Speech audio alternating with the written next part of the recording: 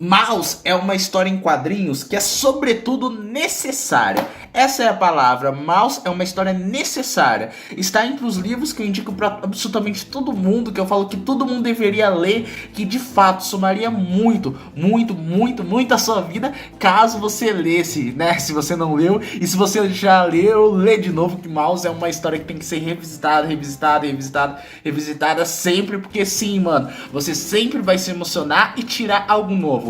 Muitos dizem ainda, né, que tinha que ser dado na escola, devia ser um livro assim que de fato na escola fosse visto, né? E tem muitos professores que fazem isso, tem muitas escolas que indicam Maus, inclusive eu tive professores no ensino médio que falaram para ler Maus, e eu, quando eu dava aula em cursinho, né, de filosofia, eu também indicava para os meus alunos lerem Maus. Mas por que Maus é tão impactante, mano, tão incrível, tão magicamente maravilhoso?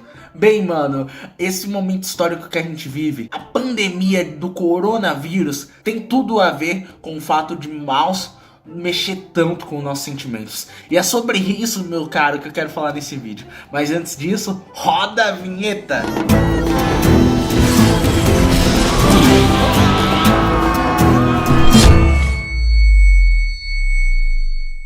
Não entre em pânico, eu voltei. Meus caros. Meus caros, Christian Jeff na área mais uma vez, mano, pra falar, né, sobre essa história em quadrinhos tão incrível, mano, tão premiada, tão tudo, né, que é Maus, mano. Foi apenas ganhadora, né, do prêmio Pulitzer, né, que é um grande prêmio de jornalismo e tal, né, mano, um dos maiores assim da área. E é simplesmente incrível, mano, incrível. Bem, Maus vai contar a história do Valdec Springmall, que é pai do Art Springmall, que é o autor de Maus. E ele nos conta tudo sobre a vida do Valdec, cara, absolutamente tudo mesmo, né, mano, detalhes da vida. Inclusive, por causa disso, o próprio Art diz que ele ficou meio assim, publicar ou não, né? Que em alguns momentos ele até pensou em não publicar, cara, porque há um estereótipo, né, sobre os judeus, que no geral dizem ser uma pessoa extremamente avarenta e racista. E ele olhava pro pai dele e ele falava: caraca, mano, meu pai é esse estereótipo, ele é avarento e ele é racista, mano. Será que eu devo mostrar isso pras pessoas, isso pro grande público, né? A gente vê isso porque, mano, ele não gasta dinheiro com absolutamente nada. Ele guarda, junta, acumula as coisas. A gente vê até umas passagens meio cômicas, né? Como por exemplo, a gente descobre que no aluguel da casa que ele vive tá incluso o gás. Então, para não gastar dinheiro com fósforos, ele deixa uma boca de gás sempre com fogo aceso ali, né? Já que tá incluso mesmo, então para ele é mais esquema fazer isso, né? E a gente vê, mano, umas cenas assim, mano, tragicamente racista mesmo, quando, por exemplo, eles estão voltando do mercado e o Art dá carona pra um rapaz que é negro, e quando ele tá parando o carro, né, perto dele, o Valdec fala: não, a gente não pode colocar ele dentro do nosso carro, ele vai roubar a gente. Aí ele fica, tipo, todo de olho torto, assim, pro rapaz, assim, enquanto não chega, né, onde vai deixar ele, e quando desce, ele fala: nossa, eu tive que ficar o tempo inteiro olhando pras coisas pra ver se ele não ia roubar nada. Por nada, mano, tipo, um racismo assim, totalmente de graça, né? Como se tivesse algum racismo que não fosse de graça, né? Mas enfim, é assim que é construída a narrativa de Maus. Capítulo a capítulo, ele vai contando coisas do cotidiano. A história começa com, de fato, ele chegando pro pai dele e falando: ainda quero fazer o livro sobre você. Aquele do qual já te falei, sobre a sua vida na Polônia e a guerra. Precisar de muitos livros, minha vida, ninguém quer ouvir essas histórias. Eu quero. Comece pela mamãe. Como a conheceu? Devia gastar tempo com desenhos que dar algum dinheiro, mas se quiser, posso contar. eu morar em Tchetchestchova, cidadezinha perto da Alemanha, trabalhar com tecidos, compra e venda, não ganhar muito, mas dá pra viver. E assim, meu caro, a história de Mouse é construída, com os dois no começo e no final dos capítulos, numa vida cotidiana ali de um filho visitando o pai, acontecendo coisas cotidianas, mas ele senta e conta a sua história de vida, e essa história, né, que remete ao que ele viveu na Polônia durante o nazismo. Isso, cara, nos choca de uma tal maneira por uma característica muito interessante, mano. Porque a gente se conecta a uma pessoa real. A gente entende que o Waldeck é uma pessoa real, cara. É parecido talvez com muitas pessoas que você conhece. Ele até faz questão de escrever mais ou menos do jeito que o pai fala, né? Ali com alguns erros na conjugação dos verbos, tudo mais, né? Ele publica esse livro originalmente em inglês e o pai dele não é nativo americano, né? Então, enfim, tem uma dificuldade para conjugar os verbos. Até eu, quando eu falo inglês, eu tenho muita dificuldade, né? Para conjugar os verbos também, porque eu não sou nativo. E a gente vai se conectando com ele, ainda mais em umas passagens, né, bem sátiras mesmo, como por exemplo, quando ele vai pro mercado, quer devolver as compras e fica brigando com o gerente, brigando, e aí o cara não quer devolver, aí ele começa a contar sobre o passado dele, sobre a vida triste dele, e o gerente fica sentido tal, e faz as trocas, e também sobre essa questão dele ser bem avarento, né, como por exemplo, ele entrar escondido em uns hotéis da região pra jogar bingo e ganhar prêmio de graça, né? E é até engraçado ele contando tudo isso, mas tem um momento da história que é bem interessante, que o Art conversa com a atual esposa do pai, né? E ele fala, nossa, eu acho que ele acumula tanto por causa da guerra, foi porque ele viveu lá, né? Que ele deve ser assim. E ela vira pra ele e fala, não, nada a ver, eu também vivi aquilo, eu morei em Auschwitz e muitos dos nossos vizinhos aqui também, e nenhum de nós é assim, é só seu pai, não vem querer passar pano pra ele não. E com essas coisas cotidianas a gente vai se conectando, e a gente descobre que o Waldeck é uma pessoa extremamente normal. E isso é chocante, meu caro, porque a gente para e pensa, né, nossa, ele parece o meu tio, minha tia, meu pai, minha mãe, meu vizinho. Ele parece eu, talvez. E aí você para e pensa, nossa, é uma pessoa normal. E ele viveu aquilo. Poderia ter sido essas pessoas que eu conheço. Ou até eu. Porque, mano, a gente vê os números, né, do Holocausto e é algo extraordinário, assim, no mau sentido. Cara, eu peguei aqui, né, no site da enciclopédia do Holocausto, os números, mano, e, mano, a gente se choca com isso mesmo, né, mano? Quando a gente sabe que 6 milhões de judeus, 10 milhões de soviéticos e 1,8 milhões de poloneses foram mortos durante a guerra, mano. É muita gente isso. É de fato muito chocante. Mas, cara, para muito além de números, cada uma daquelas pessoas foi uma pessoa real. Era uma pessoa que era o amor da vida de alguém, uma pessoa que tinha frustrações, sonhos, desejos, algum talento, alguns defeitos, algumas qualidades. Uma pessoa como eu e você, uma pessoa absolutamente normal. E quando a gente vê esses números, a gente se esquece talvez disso, de quão chocante é isso, né, mano? E quão trágico é isso. E algo parecido acontece hoje com a pandemia, né, mano? Eu lembro quando eu ouvi na escola pela primeira vez que 50 milhões de pessoas morreram no mundo devido à pandemia da gripe espanhola. Isso me chocou, lógico, mas não tanto quanto saber que no dia que eu tô gravando esse vídeo já teve 3,6 milhões de pessoas que morreram no mundo devido à pandemia de coronavírus. 500 mil, cara, só no Brasil. Isso me choca muito mais do que saber daqueles 50 milhões. E talvez a você também. E não é nem fato de eu ou você sermos insensíveis e tal. Mas, mano, é porque a gente, de certa maneira, a gente vivencia isso na pele. A gente tá vendo que, tipo, não é só um dado histórico, não. Mas que é algo de fato real, mano. Tipo, eu não peguei coronavírus, graças a Deus. Eu tomei a primeira dose da vacina já. Tô muito feliz por causa disso. Semana que vem eu irei tomar a segunda dose. Tô muito muito esperançoso com isso, cara. Por favor, se vacine, mano. De verdade mesmo, se vacine quando chegar a sua vez, se não foi ainda, cara, de verdade. Isso salva vidas e não é questão de opinião já. É fato. Fato consumado, mano. E, mano, felizmente eu não sofri assim, né, direto com a doença. Sim, sofri com os outros impactos, enfim. Todo mundo, né, com as questões dos lockdowns, das quarentenas, enfim, né, foi afetado, viveu algumas frustrações por causa disso, é lógico, mano, isso é inevitável, mas, mano, pessoas que eu conheço sofreram, mano, sofreram na pele, e com certeza pessoas que você conhece também, mano, não tem como, mano, ninguém que você conhece não ter passado pela doença, né, ou, enfim, talvez alguém que você, tipo, não tem amizade, mas você sabe quem é, talvez veio até falecer, mano, é inevitável, né, mano, eu conheço pessoas que perderam sua vida devido ao coronavírus, e é muito triste isso, mano, muito triste, mano, e se isso aconteceu com alguém próximo a você, de verdade, meu caro, eu sinto muito. Eu sinto muito mesmo, meu mano. Ninguém queria passar por isso, né, mano? Ninguém esperava, mano, mas é um fato, né, mano? Aconteceu. Faça o que melhor você pode fazer, mano.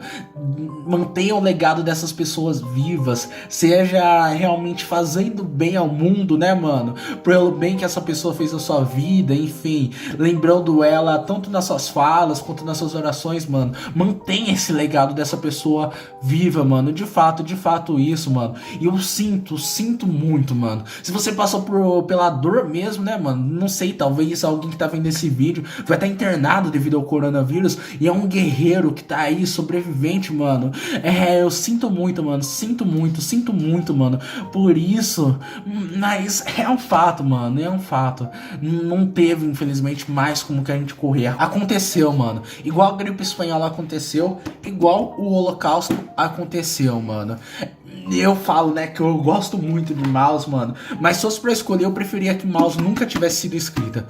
Pois não por arte não contar histórias do Waldeck, não, mas por Auschwitz nunca ter acontecido, mano. De verdade. Por mais que eu goste de ler esse livro, eu preferia não ter que precisar ler, mano. Mas é fato, aconteceu. E dá até um pouco de medo de falar isso, né, mano? Porque a gente parece insensível.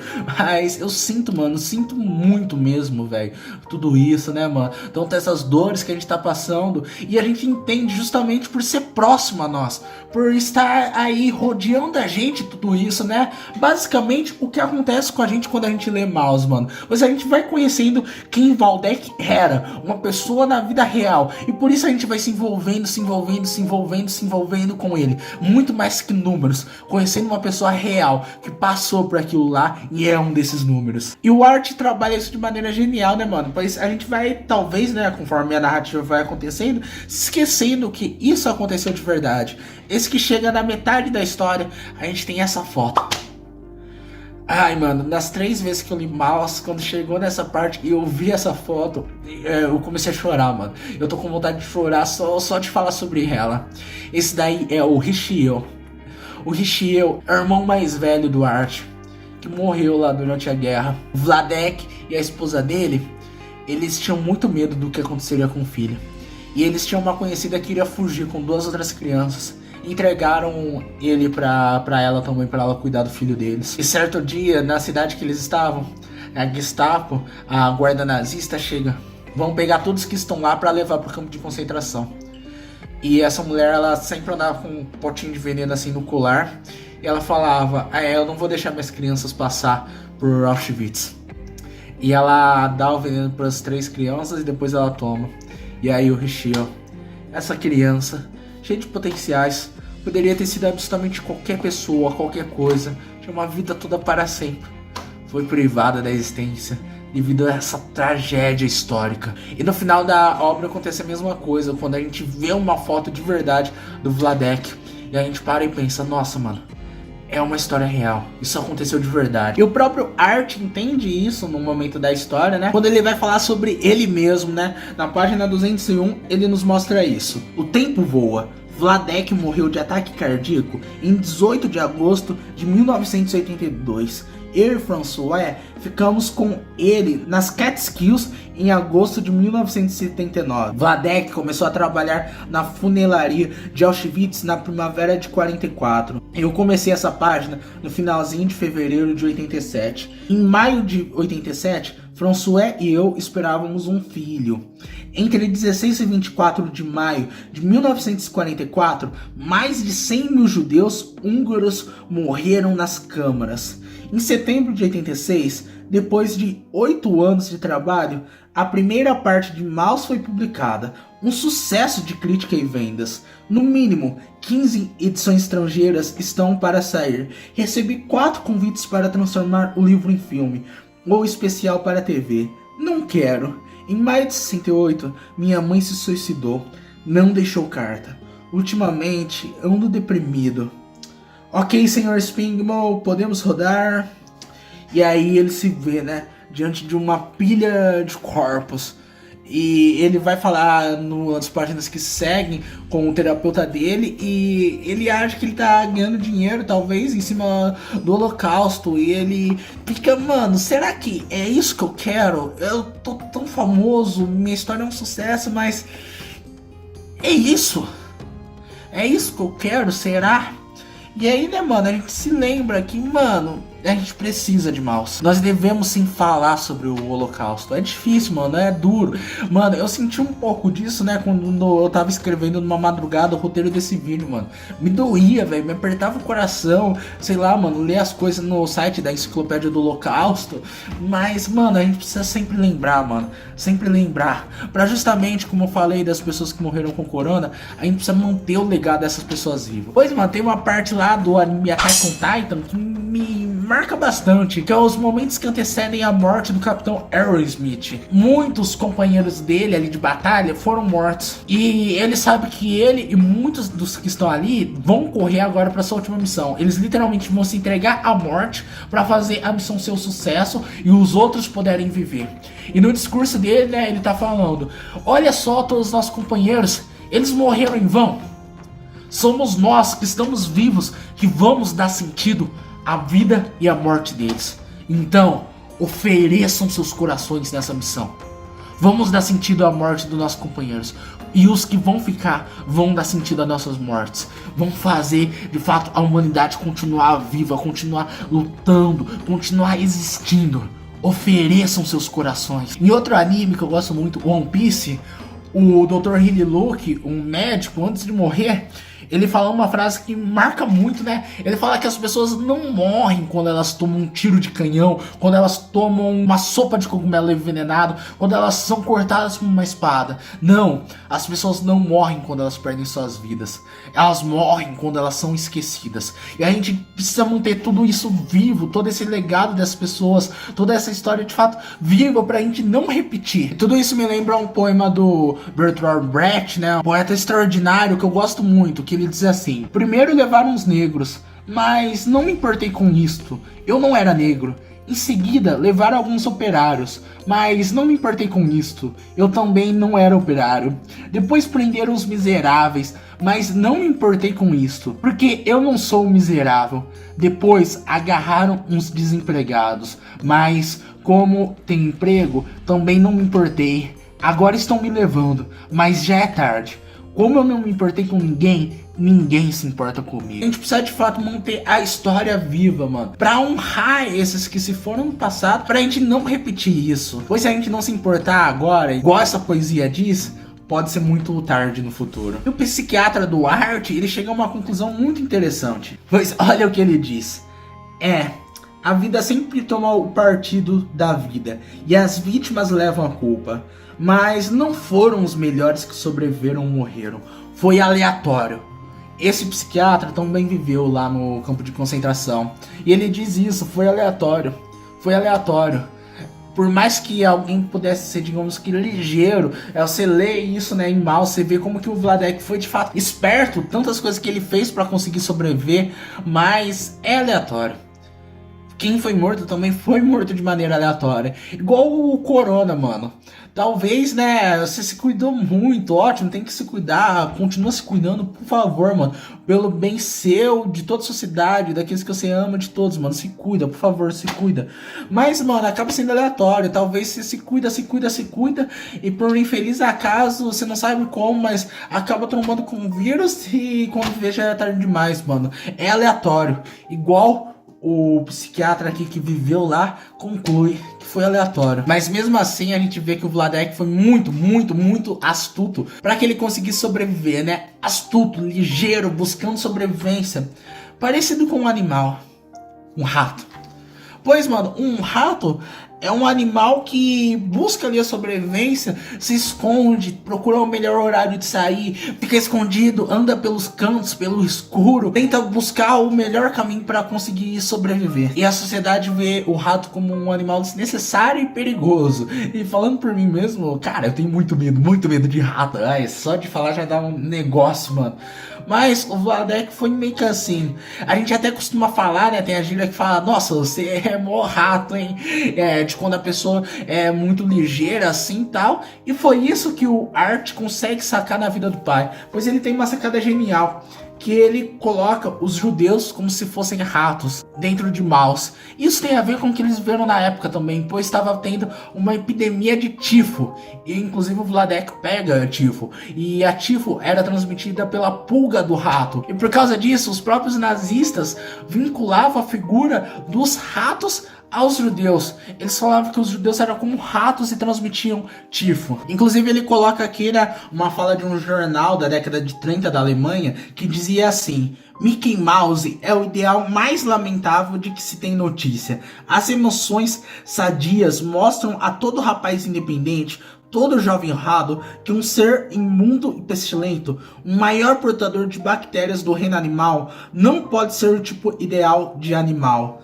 Abaixo a brutalização do povo propagada pelos judeus. Abaixo Mickey Mouse. Usem a suástica. De fato, os nazistas eram assim contra até a figura do nosso querido Mickey Mouse, né? Pois era um rato e eles associavam os judeus ao rato. E foi isso que o Art fez. Mas já que os judeus são rato, quem que caça o rato? O gato. E ele coloca os nazistas como os gatos. E ele vai colocar outros, né, como polonês como porcos, o francês que aparece na obra como um sapo, os americanos como cães. E ele vai transformar essas figuras de fato animais em humanos. E, mano, eu poderia falar muito, mano, mas muito mais sobre Maus. É uma história quase que inesgotável, né, mano? E tem uma importância histórica muito grande também, pois quando ela foi publicada lá na década de 80, basicamente junto com o Watchmen e o Batman Cavaleiro das Trevas, revolucionou assim essa indústria das histórias em quadrinhos, pois antes elas eram sempre colocadas nas seções infantis das livrarias, e quando essas três histórias chegaram, não sabia mais onde ia colocar elas, pois elas não poderiam ser colocadas para as crianças. E com isso a gente entendeu que de fato a história em quadrinhos tem muito valor literário e pode ser algo para adultos. E fora toda essa questão que eu já debati no vídeo, né, mano? Enfim, por favor, mano, leia Maus, mano. É uma história necessária, mano, necessária. Só quando você lê, você vai entender tudo isso que eu tô falando e muito mais, né, mano? Ver qual que é o relato de fato de alguém que viveu aquilo. E junto a Maus, mano, eu quero recomendar outro livro que eu falo que todo mundo deveria ler, que é o Em Busca do Sentido, do Viktor Frankl. Um psiquiatra que conseguiu encontrar sentido pra vida até dentro do campo de concentração. E ele é um dos livros mais profundos que eu já conheci na vida. E para encerrar esse vídeo, eu quero falar a última frase desse livro, que Viktor Frankl, um médico judeu, diz para encerrar os seus relatos sobre o que foi viver em Auschwitz. E ele diz, né, que a nossa geração é a geração que entendeu de fato o que é o ser humano. Nós somos aqueles que construíram a câmara de gás e Auschwitz, mas nós também somos aqueles que conseguiram entrar nela com um Pai Nosso ou um Shema Israel nos lábios. Ou seja, aqueles que trataram o ser humano como um animal desprezível e descartável, mas também aqueles que conseguem achar um sentido e ser resiliente, lutar até o fim não importa qual seja ele. E é isso, meu caro. Que a esperança sempre se mantenha viva no seu coração. E lutemos, né? Lutemos para fazer o mundo sempre, sempre, sempre um lugar melhor.